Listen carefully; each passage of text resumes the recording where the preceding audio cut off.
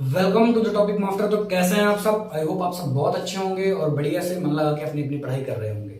जैसा कि बच्चा आपको पता है कि क्लास 12th का हमने बहुत सारा पार्ट ऑलरेडी कवर कर रखा है। अभी चैप्टर सेकंड में क्यों स्टार्ट कर रहा हूँ, सेक्सुअल रिप्रोडक्शन इन प्लांट। वैसे तो मैंने इसको वन शॉट में पढ़ा रखा है, वन शॉट की फॉर्म में पढ़ा रखा है, बट इसके टॉपिक वाइज वीडियो मैंने नहीं बनाया। अच्छा, बच्चों को टॉपिक वाइज वीडियो की नीड पड़ती है, वो टॉपिक वाइज वीडियो देखते हैं, टॉपिक वाइज क्वेश्चंस करते हैं। तो मैं क्या कर रहा हूँ कि मैं टॉपिक वाइज वीडियो बनाऊंगा। इसके 8 से 10 टॉपिक है, मतलब 8 से 10 वीडियो बन जाएंगे। बाकी का तो मैंने बहुत सारे चैप्टर कवर कर रखे हैं, जेनेटिक्स वगैरह मैंने सब कुछ पढ़ा रखा है। आप देखकर आप जा सकते हैं, प्लेलिस्ट में चेक कर सकते हैं, वहां पर सारे लेक्चर, वर्ल्ड डेवलप लेक्चर आपको मिल जाएंगे, टॉपिक वाइज मिल जाएंगे। इस चैप्टर को मैंने टॉपिक वाइज नहीं पढ़ाया था, तो इस चैप्टर को मैंने सोचा चलो टॉपिक वाइज पढ़ा दिया जाए। और आज मैं इस चैप्टर की स्टार्टिंग करने वाला हूं। हालांकि मैंने बहुत सारा पार्ट ऑलरेडी कवर कर रखा है, मैं फिर से बताना चाह रहा हूं आपको, प्लेलिस्ट पर जाकर आप देख सकते हैं। तो चलिए फिर स्टार्ट करते हैं आज के इस लेक्चर को।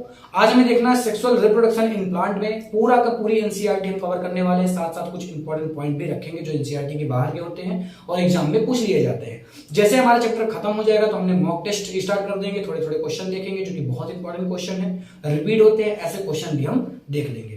तो हम चैप्टर पे आते हैं। जैसे मैं अपने चैप्टर पे आता हूं तो सबसे पहली चीज जो आपको दिखती है वो दिखती है एक फ्लावर।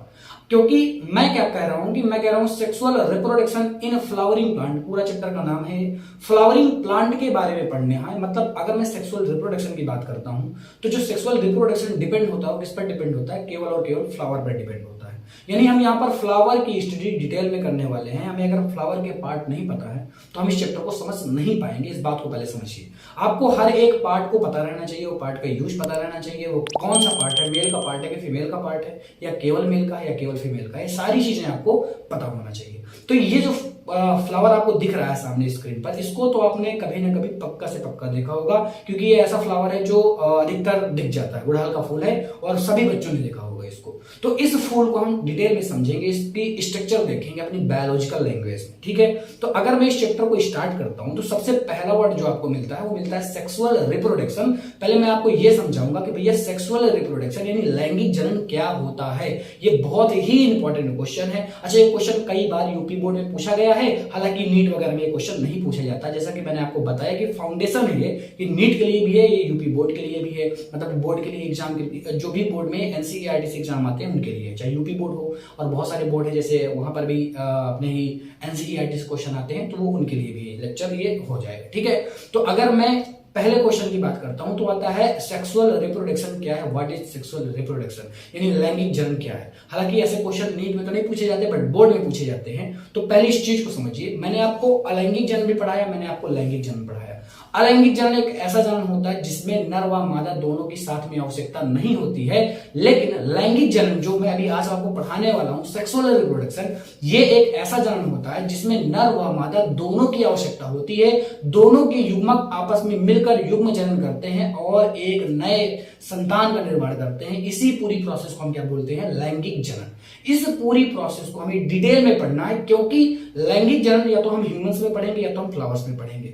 अभी हम फ्लावर्स वाला चैप्टर पढ़ रहे हैं, इसके बाद फिर हम ह्यूमंस वाला चैप्टर पढ़ेंगे। उसको भी मैंने नहीं पढ़ाया, उसको भी मैं टॉपिक वाइज आपको कवर करवा दूंगा अच्छी तरीके से। हालांकि मैंने पढ़ा रखा है उसको, बट और ही भी अच्छी तरीके से डिटेल में मैं लेक्चर आपको बना दूंगा, ठीक है। तो आपने इस चीज को समझा कि लैंगिक जनन क्या होता है, अच्छी तरीके से समझ में आ गया होगा। अब बात ये आती है भैया कि अगर हम आगे पढ़ते हैं ना तो सबसे पहले हमें क्या पढ़ना है? लैंगिक जनन में हमें लैंगिक संरचनाओं को पढ़ना होगा। कौन सा पार्ट है जो लैंगिक संरचना रखता है? तो देखिए, अगर मैं प्लांट की बात करता हूं तो प्लांट में फ्लावर एक ऐसा प्लांट है, मतलब सॉरी, फ्लावर एक ऐसा पार्ट है, जो आपको फ्लावर दिख रहा है ये एक ऐसा पार्ट है जिसमें लैंगिक संरचनाएं होती हैं, मतलब लैंगिक स्ट्रक्चर्स होते हैं। ये मेल के भी हो सकते हैं, ये फीमेल के भी हो सकते हैं, हो सकता है दोनों साथ में हो सकता है दोनों अलग अलग हो। अब फ्लावर के ऊपर डिपेंड करता है कि भैया मेल वाला फ्लावर है कि फीमेल वाला फ्लावर है कि बाइसेक्सुअल है। तो देखो, जितने भी टीचर समझाते हैं सब बाइसेक्सुअल प्लांट को लेते हैं। मैं भी बाइसेक्सुअल प्लांट को लेते हुए आपको अच्छी तरीके से समझाऊंगा। आगे बढ़ते हैं और मैं अब आपको डायग्राम बनाना सिखा रहा हूं। हालांकि बोर्ड वगैरह में डायग्राम बनाने के लिए बहुत ज्यादा पूछा जाता है, फिर से कह रहा हूं कि यूपी बोर्ड वगैरह में पूछा जाता है बट नीट वगैरह में नहीं पूछा जाता है। तो इसके पार्ट बहुत ज्यादा इंपॉर्टेंट है नीट में, ठीक है, कि कौन सा पार्ट किसका है वो भी मैं आपको समझा दूंगा। साथ ही साथ मैं क्या करूंगा, आपको फ्लावर बनाना भी सिखा देता हूं। तो चलो स्टार्ट करते हैं। फिर देखो, मैं बाइसेक्सुअल प्लांट का पहली बात इस चीज को लिखो कि जो मैं फ्लावर बनाने वाला हूं वो बाइसेक्सुअल है,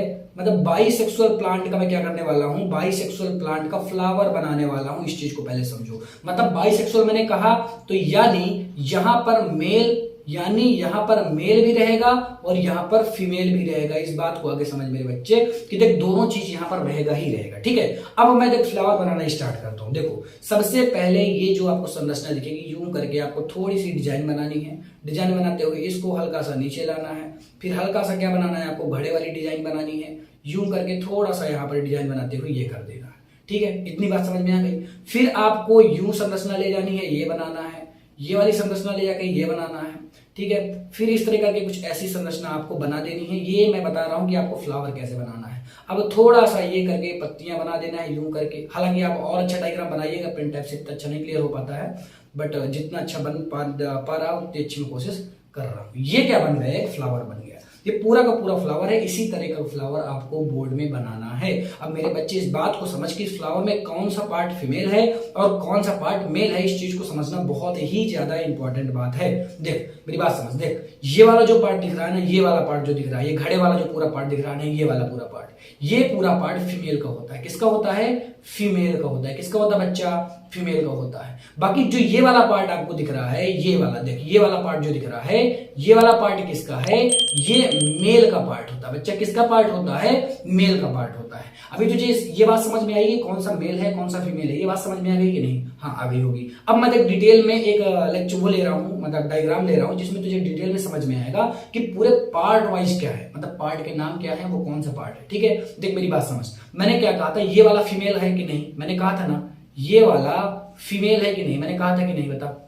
मैंने कहा था, ठीक है। ये वाला तो फीमेल वाला पार्ट हो गया कि नहीं हो गया। अगर ये वाला फीमेल पार्ट है तो फीमेल के भी कुछ पार्ट होते होंगे। तो सबसे ऊपर जो तुझे टोपी दिख रही है ना, ये देख टोपी दिख रही है ना, इसको हम क्या बोलते हैं, इसको हम स्टिग्मा बोलते हैं। क्या बोलते हैं बच्चा, स्टिग्मा बोलते हैं। ये जो ट्यूब तुझे दिख रही है, ट्यूब को क्या बोलते हैं, स्टाइल बोलते हैं। क्या बोलते हैं बच्चा, स्टाइल बोलते हैं। और ये जो घड़ा दिख रहा है ना तुझे नीचे, देख ये देख जो घड़ा दिख रहा है, इसको क्या बोलते हैं, इसको ओवरी बोलते हैं। क्या बोलते हैं बच्चा, ओवरी बोलते हैं। और साथ में अगर सबको मैं मिला दूं तो इसको हम क्या बोलते हैं, इसको हम पिस्टिल बोलते हैं। क्या बोलते हैं बच्चा, पिस्टिल बोलते हैं। ये जो पिस्टिल है ये क्या है, ये फीमेल के पार्ट को बताता है। किसके पार्ट को बताता है मेरे बच्चे, फीमेल के पार्ट को बताता है।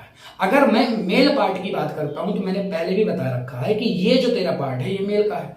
ये पूरे पार्ट को मिला के हम क्या बोलते हैं, इसको हम बोलते हैं स्टिग्मा। क्या बोलते हैं बच्चा, सॉरी स्टिग्मा नहीं, स्टेमेन बोलते हैं। क्या बोलते हैं बच्चा, स्टेमेन बोलते हैं। सबसे ऊपर वाला जो तुझे हिस्सा दिख रहा है ये वाला, ये क्या है बच्चा, ये एंथर है। क्या है, ये एंथर है। क्या है बच्चा, ये एंथर वाला पार्ट हो जाता है। और ये जो तुझे तंतु की तरह दिख रहा है, इसको हम तंतु भी बोलते हैं और इंग्लिश में क्या बोलते हैं, फिलामेंट बोलते हैं। क्या बोलते हैं बच्चा, फिलामेंट बोल देते हैं। और ये फिलामेंट क्या करता है, फिलामेंट देख इसको जोड़ रहा है कि नहीं जोड़ रहा। देख यहां से अगर तू ये वाला पार्ट देखेगा तो ये वाला मेल वाला पार्ट है और ये मेल वाला पार्ट कहां से जुड़ा हुआ है, इसके ओवरी से जुड़ा हुआ है। और कैसे जुड़ा हुआ है, फिलामेंट के जरिए जुड़ा हुआ है। ठीक समझ में आया कि नहीं है ना। ये मेन पार्ट है, मतलब मेल का पार्ट कौन सा होता है, फीमेल का पार्ट कौन सा होता है, एटलीस्ट हमें ये चीज पता होनी चाहिए, क्योंकि ये बहुत ज्यादा इंपॉर्टेंट है। पूरे के पूरे चैप्टर में सर्कुलेट होगा, आपको प्रॉब्लम आएगी, आप चीजों को समझ नहीं पाएंगे मेरे बच्चे। बात को समझ दे। क्या होता है ना, जब क्वेश्चन बनता है, अगर कॉन्सेप्ट ही अपना नहीं क्लियर रहेगा, अगर तुझे ये नहीं पता कि स्टिग्मा क्या होता, तो आगे चल के बार बार स्टिग्मा आएगा तो परेशान हो जाएगा। तो ठीक है, बहुत सारी चीजें आती हैं, फिर इस तरह बच्चे परेशान होते हैं। रीजन ये रहता है कि उनका कॉन्सेप्ट अच्छी तरीके से क्लियर नहीं हो पाता। मैं टॉपिक वाइज वीडियो बनाता हूं। मैं आज फ्लावर के बारे में पढ़ा रहा हूं, तो केवल और केवल फ्लावर के बारे में पढ़ाऊंगा। अच्छी तरीके से डिटेल में फ्लावर के बारे में पढ़ा दूंगा।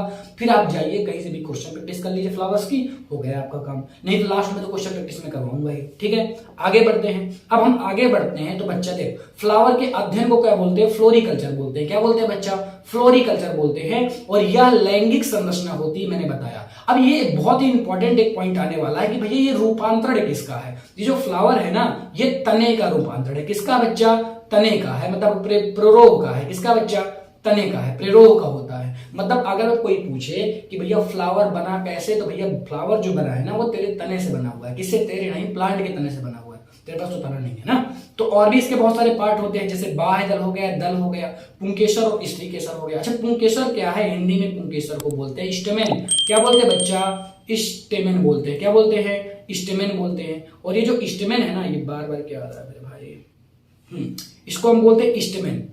अब ये जो स्टेमन है और ये स्त्री के स्तर को क्या बोलते हैं, इसको हम बोलते हैं पिस्टिल। यही तो है बच्चा पिस्टिल, पिस्टोल नहीं है भैया, पिस्टिल है। ठीक है, ये बात समझ में आ गई कि नहीं आ गई?